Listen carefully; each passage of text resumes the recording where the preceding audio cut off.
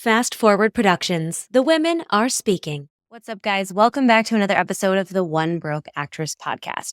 An honest account of actor life plus a few lessons I learned in the process. If this is your first time tuning into the podcast, welcome. This series is called Working Actor Life, and this is something I realized we really needed to kind of keep up with the Joneses of it all, to share what's going on with me, what's going on in the actor world. And I thought, who better to have this discussion with than the co-owner of the membership, my and her actor community, Gabrielle Byndloss. She's an actor in Atlanta, and we have been friends now for a couple of years, and we started a business together this year with the community. And we realized that having these episodes where we occasionally just kind of shoot the shit and talk about what's going on in our acting career and what's coming up for us was really important. So today we're going to kind of talk about productivity versus self-care and finding time for both. And we also accidentally stumbled on the things that Gabrielle learned from doing a lot of out-of-town shoots, what her creature comforts are, and kind of the line we both draw in needing a bathroom for trips. You know what I'm saying? This is a very real episode. So if you guys are into like question and answer only or tangible takeaways, I mean, you're going to find some of that in here, but this is also just us talking as friends. And I think you're going to learn a lot in the process. So if you have not yet checked out the membership on Instagram, please do. We have a wait list for the next time we open the doors. And in the meantime, please enjoy myself and Gabrielle Byndloss.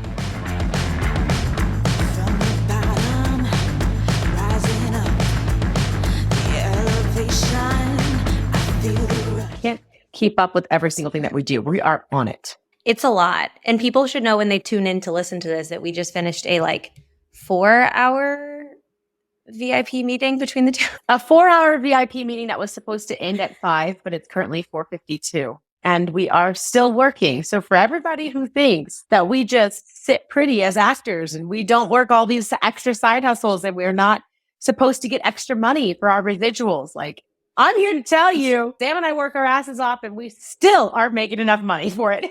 What's enough money? I don't know what enough money is. I've yet to figure out what that number is. I don't know it. Oh, let me know what it is, because whatever it is for you will be just fine for me here in Atlanta versus your LA costs. Honestly, don't tempt a girl. Well, I think it's interesting too, because people think our schedules are like one thing and then they turn out to be another. And we're living in a world right now where it's like, there's the strike. We're recording this on the 2nd of August. So the writers are just noticing that, talking about going back to the table, but there's still nothing going on. It's fucking hot where we both live. We sent an email to our membership that was like, hey guys, we know you're kind of bored right now. And I think that's an interesting jumping off point of we could be bored, but instead what we just did was spend 4 hours working on our group program. If we didn't have that meeting, what would you have been doing today? I think this is such an interesting topic. I'm obsessed with people's schedules.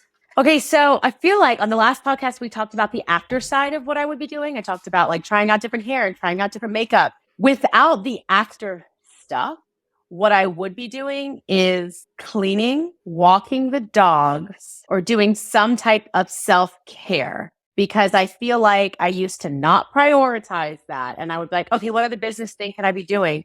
And I actually wasn't serving me. I wasn't feeling as connected to all of my stuff. So anytime I have quote unquote free time, it would be something like that. Can I ask what self-care is for you? Because I feel like you're better at this than I am. So self-care for me, if I had my perfect self-care day, it would start out like this. Oh, I just woke up. What I want to think about and be grateful for. I would close my eyes, start with a gratitude list for whatever I'm grateful for in the day. Get up, do some type of movement, whether that's a walk by myself. I don't look at my phone, or some stretches, or just putting on my favorite music and dancing to it. I try to take at least an hour to an hour and a half before I even look at my phone, get a good breakfast in, take a look at the phone, check in with the stuff that I have to check in with. Otherwise, my brain's going to be going crazy. I won't be able to actually be present. So the have to list, though, that 80-20 rule, right? 80% of your results comes from 20% of your effort. So that 20% is what I would be doing. And then once that was knocked out, your girl would go ahead and make herself a massage appointment for the end of the day. And until then, I would do anything that pops into my brain at the moment, because when I get quiet, my brain tells me things it actually wants. Hey, I'd love for you to take a nap.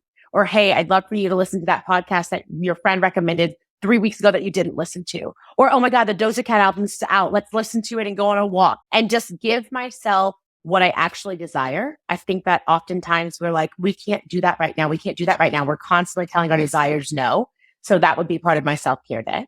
Then I would get my massage. Then I would order food in and I would watch Sex and the City or Insecure or some type of female-led TV show or movie that makes me feel like I'm in my power, take a bath, and then go to sleep.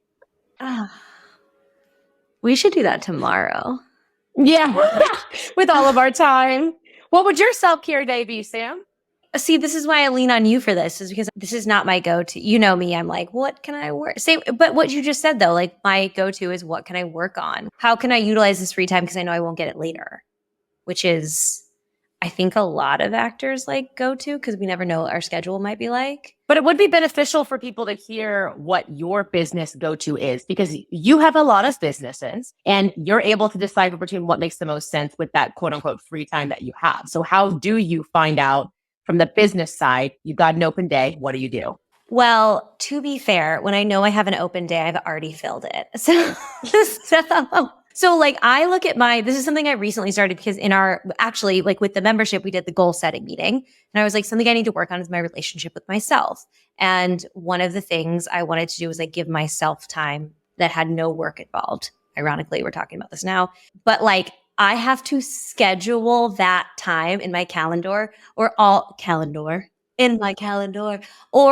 will let it get populated with other shit. I will be like, yeah, I'm available for that coffee or that meeting, or, oh, I can totally get some Patreon work done here or record a podcast by myself or whatever. So if I don't have it in my calendar, I won't do it. So I know in advance when I have time. As of like a couple weeks ago when I started this, I put Sam time in my calendar. Last week in my Sam time, I put in an audiobook and not a podcast because sometimes when I'm listening to podcasts, I'm working and sometimes not, right? Like Bravo podcasts and those kind of things are like my mental trash that I really like. And so those aren't always like workday things. I'm not listening to my clients' podcasts, but sometimes like an audiobook or something like that I put on. And I was sitting in the living room. My husband was reading because he loves to read the news and he loves to read like, I don't know, he does Wordle. He's like an old man. And I'm so glad you said it and I didn't say it because I was about to, but I was like, Gabrielle, you're being judgmental. Pull it back. No, I was like, you're the only person still playing Wordle. And he was so bummed because when we went camping, he lost his like 300-day streak or something because we didn't have a Wi-Fi for 2 days. 300 days of Wordle? Oh, at least. And then when we came back, he got 2 Wordles in 2 weeks and 1 guess. I was like, you're too smart now. Yeah, sit with that. I'm sorry. I'm just trying to think of anything that I've done 300 days in a row. The like commitment sleep that he has. Yes. And you know what? This is great because you married the man who's very good at commitment, clearly. Yes. He commits to Wordle just like he commits to you. No, I found it. 100 days? Yeah. Wow. Mm-hmm. I know, but he's allowed to, I think I've said this before on the podcast, but he would describe Wordle to me at one point, and I was like, listen, I can share your enthusiasm on like a few things a day. So I need you to know, like, do you want this to be one of them? And he was like, thought about it, and he goes, no. And I was like, okay, great. But then when you come home and tell me about your workout and your PR from your lift, I'm like, yes, you picked this one. Let's get excited for you about this one.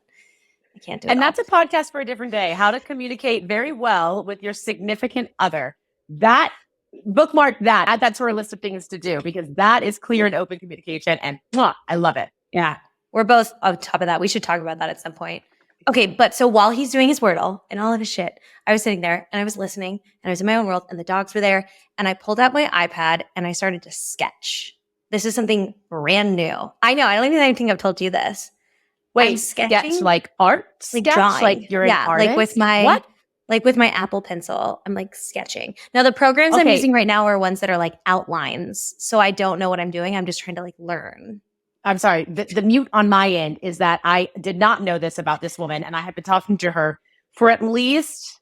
I mean, if I'm guessing on a lower end, 5 hours a week. So how do you talk to somebody for 5 hours a week since January and not know that they're sketching? Like you're an artist now? I mean, I think this means that I don't do enough of it, is what I'm getting. I need something to do with my hands that I can be like a little passive with. And so I would have, if they were like, draw a dog, I'd be like, whoa. But like they're these programs. There's so many cool programs for an iPad, and it's where you can like outline and design and like things that give you tutorials and stuff. So I really enjoy those because then I'm just following along and thinking. And I have like, I'm going to tell you this offline because I have like a secret like passion of this that like I want to take somewhere one day. But I'll tell you when we wrap. But it's just something fun. And it was like it was an hour, maybe an hour. And, you know, between then, like I had to go let the dogs out or go do my dish or whatever it was. Like, it's not like it was consecutive time necessarily, but it was like, that was my self-care, was like turning off, because sometimes some things that seem like self-care can seem like a lot of work to me. You know, I just want to call you out for 2 seconds. One, I asked how you're able to decipher between your business schedule and you went to your self-care schedule. But if we weren't on a podcast right now, your brain would have done the exact opposite. If you had open time, it would have gone straight to your business mind. Any idea as to why that is? I think I was raised from a young age to think that like productivity is like what you offer. I think my dad was always working like hours and hours and hours and hours. And like my mom was like, we never had a very, very rarely did we have a babysitter growing up. Like 3 kids by yourself? Are you kidding? Like my parents were always working. And so like being still wasn't really like an encouraged option unless you were reading. The big exception to all the rules was reading, which I'm kind of grateful for today because now I'm a big reader. But like, yeah, you're a huge reader. That's actually very easy for you. Yeah, I love reading. It's like, well, to be honest, like when I talked to you back in January, I don't even think you would have done that. I think you would have immediately gone to business and just like lapsed off of it. So one, kudos to you because the change is happening, even if it's just only happening in the mind. But if you feel like you equate productivity to worthiness, so if I'm productive, then I'm worthy, I would imagine the listeners would want to ask this question. I'm sure that comes through in your acting world. How do you handle that? There's been a lot of work on that. That's such a good question. I have to make my own bar for what that is. I have to figure out very intensely what I need versus what someone else needs. So like the way I feel productive in acting cannot be booking a job because I mean, I'm like looking around right now. Where are the jobs? Like where did the jobs go? Like there's nothing that I would be feeling like a dirt bag right now if my productivity was based in booking. And honestly, I probably would not have made it this far in pursuing this career because I don't book that often. It's like not how this works. So I've had to really set my own goalposts as to like, I feel like I've progressed in this. I feel like I offer value and learn new in this way. And I know I always harken back to this, but like goal setting in my own career section in those meetings makes a world of difference because then I'm setting my own things and achieving them for myself instead of using someone else's, I was on set so I can post about it. It's so few and far between that like that's been like a whole process of unlearning. It's hard. Tracks. So to be able to get out of making this productivity aside of like, I am a good actor because I was productive and did all the auditions, you set your own goals. So that way you would still feel productive to be a quote unquote good actor. And so now you're trying to translate that into your regular life and set goals for self-care so that you can get there. Well, and I'm really lucky because like I work so closely with people like you who you have done work in this business for long periods of time. Like you've been on set for more consecutive days than I have. And the things that you've learned, you've helped teach me. And you're like, listen, I got to have my creature comforts when I travel abroad for a job. And by the way, that means you have to know what your creature comforts are. So those type of things that I would never have been locked into before, I'm like, oh, this makes so much sense. And like, you know, like, can you talk about that for a little bit? Like, because we talked about it when you went to Puerto Rico to film for, what was it, 2 weeks? Yeah, for 2.5 weeks.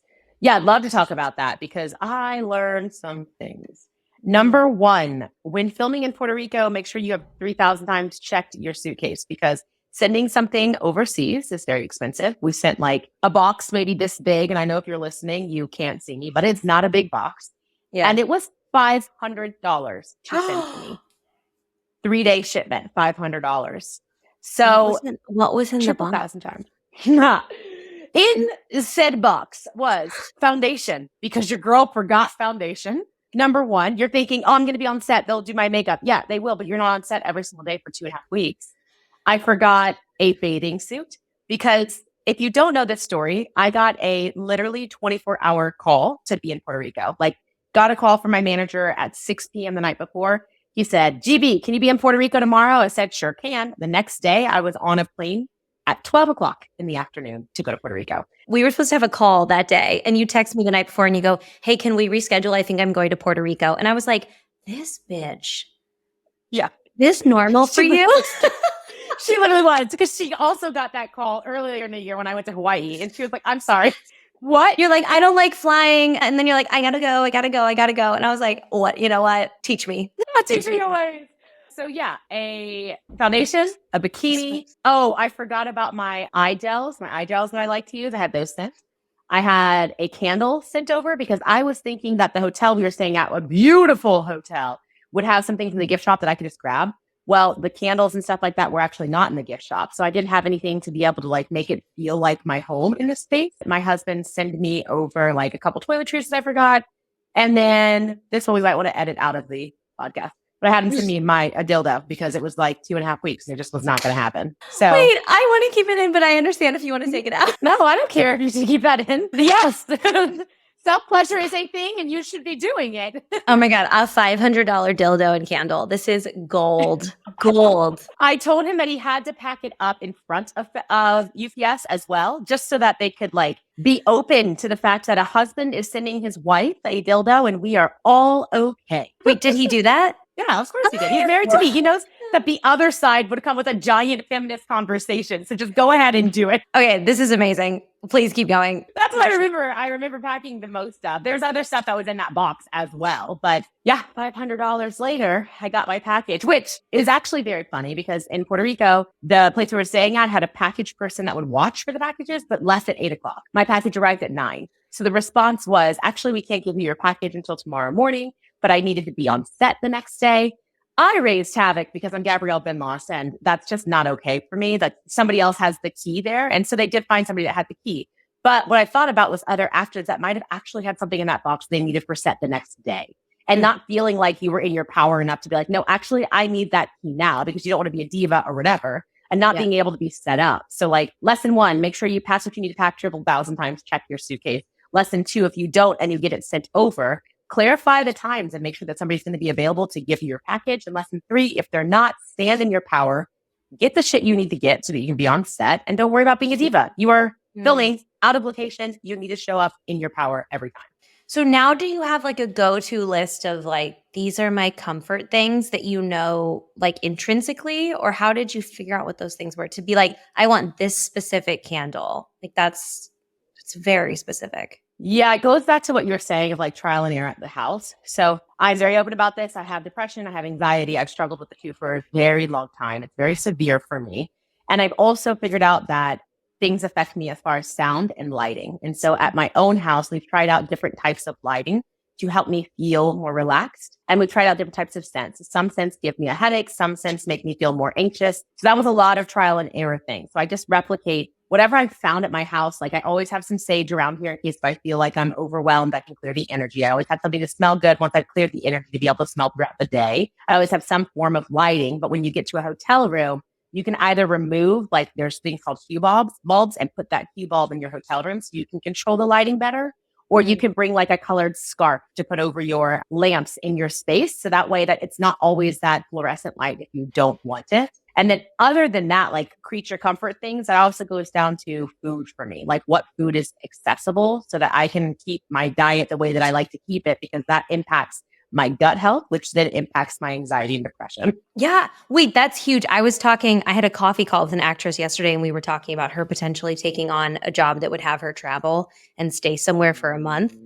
And I was like, do you know if you would have your own bathroom? Because they're putting up all the actors in an Airbnb because it was a non-union project. And I said, you should find out if you have your own bathroom. And she was like, yeah. And I was like, I don't know about you, but like if I don't poop, I will feel horrific.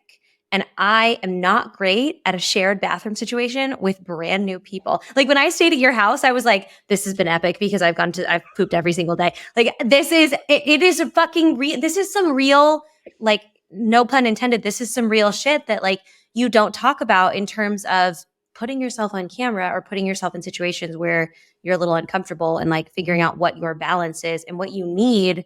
And like nobody wants to be like, I need my own bathroom because I have to take a shit. But like that is real.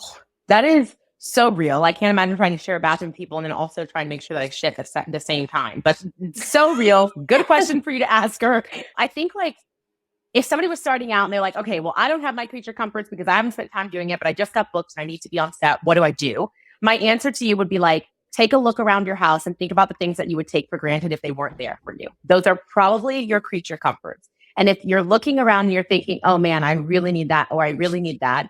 If you can include in your suitcase, great. If you can't, what's another form of that? So like that example of a hue light, I like to be able to control the lighting in my place. If I can't bring that hue light without it getting destroyed on a plane, I'm going to bring a couple of scarves to be able to drape over the lamps in the space so I can still meet my like creature comforts of lighting, but in a way that works well for me. Because when you are filming for 2.5 weeks in a totally different locale, you are going to be thrown every which way to be wherever you need to be. And that happiness that, oh, I'm filming, I'm so excited, is going to last for about 2 or 3 days. And then it's going to be like, I'm here for work. I don't have my people here to like tell everything that's going on and to like calm down and to relax. So I am responsible for bringing my energy back down so I can perform tomorrow.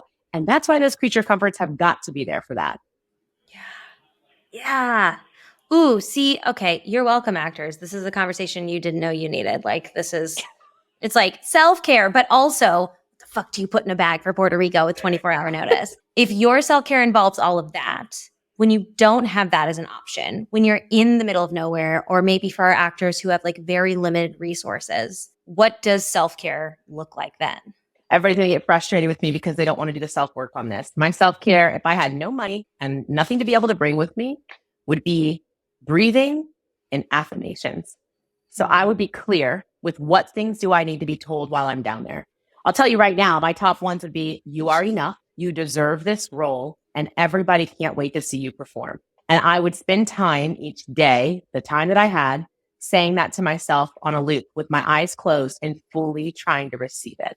Even if that was 3 minutes, if that was 30 minutes, maybe I would end it with just breathing and closing my eyes and watching my breath. That to me would be the best way to fill your cup back up before you go and basically like pour it over to be able to be here for everybody else. When you say people don't want to do the work to be able to know this, what do you mean people don't want to do the work? This is the work I want to do the work. I related to a yoga class. It's like everybody's like, yoga's cute. Yoga's cool. I want to do yoga. They go to one yoga class and I hear the same thing every time. It was hard. And it's not necessarily the physical. Like, yes, the yoga class can be physically hard, but what's hard is that you're having to sit with your thoughts and do something about. And that is the work people don't want to do. Nobody wants to close their eyes and be like, okay, what do I need to hear in this moment? And then all of their business stuff comes in and then they go to that. You have to be disciplined and you have to constantly choose yourself and say like, this business stuff doesn't matter. What do I need to hear in this moment? And that's really hard. We live in a society that doesn't tell us that prioritizing self is important. It's prioritizing what everybody else needs and we follow suit. Sam's taking it in right now if you can't watch the video because I'm getting a little preachy and I get real passionate about it. And she knows it's also directed towards her, but I love it so much. No, I'm trying to like take it in and like feel like, what are my follow-up questions to like, how can I do this? Because I know it's probably also someone else's issue because, well, what you just said too is like comes back to the crux of, I think, what a lot of us deal with, which is as an actor, what makes me worthy? And you just saying like, I am already enough. No outside force tells us that because one, I can't sell you anything if you think you're enough. I can't, fix you. I can't persuade you. I can't like the internet's never going to tell you you're enough because then they have to stop selling you shit. And like people aren't going to tell you enough because like then what if you unfollow and just like go sit by yourself quietly? So it's like the constant crux of, yeah, I want to be a great actor and like take this acting class and book these things and do that. But like you're enough. But then it's like, if I accept that I'm enough, am I lazy? Am I being unproductive? Like that's the push pull that I think a lot of us feel. I think that's so real to be like, okay, well, now that I'm saying I'm enough, it seems like I'm what's not compromising. It's like stagnation. Oh, yes. That's the issue is if I say I'm enough, am I being complacent? And then if I'm being complacent, does that mean that I won't move forward anywhere else? And then if I don't move forward anywhere else, does that mean that I am going to make it as an actor or not? And I'm sure that that's what that spiral is every single time. Nailed it. Yeah. So I think that the spiral that nobody wants to like try to sit with because it's harder is if I am enough, then I can be complacent, which means I can trust where I'm at right now and know that my timing is going to come because I am enough. And then you cycle it again. If I am enough, then I can be complacent because I can trust my timing and know that everything's coming because I am enough. You have to revert and say that over and over and over again until you falsely believe it. Even if you're like, whatever, I did it because Gabrielle said it and it's not really working. Keep doing it. And I bet you it will work. Okay. Okay, Sam, what do you want to fix about me? I'm ready. This has been my therapy session. Thank you guys. Sam. Thank you guys so much for attending. I get the help and you get to watch. Welcome to my selfish helpline.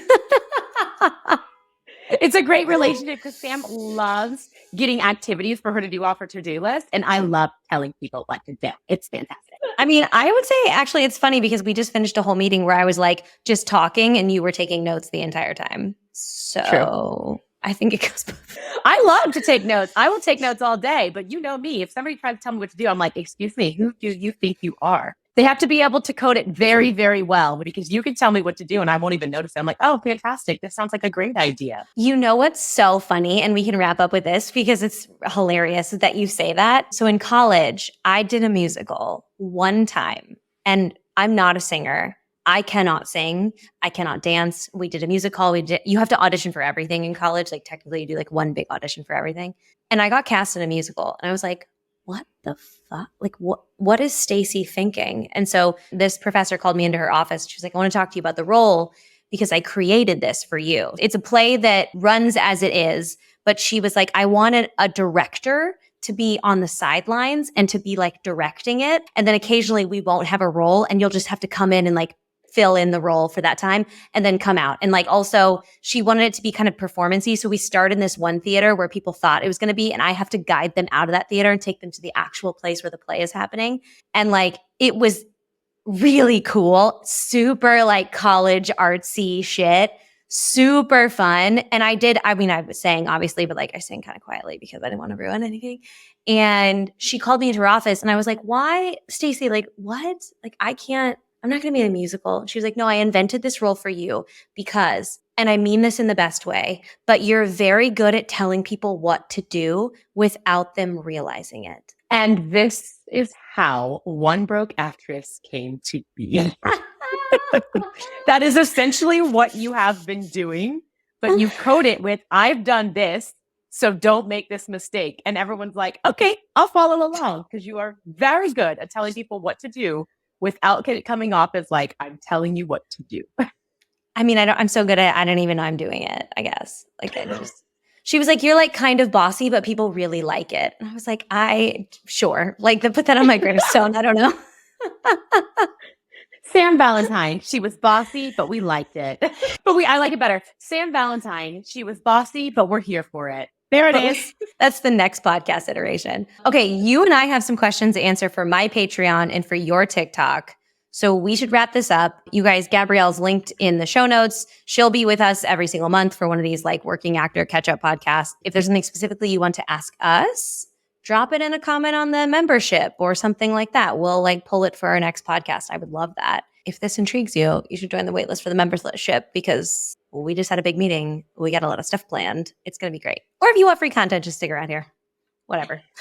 We're always going to give away free content because we're still working on being worthy in that there. But side.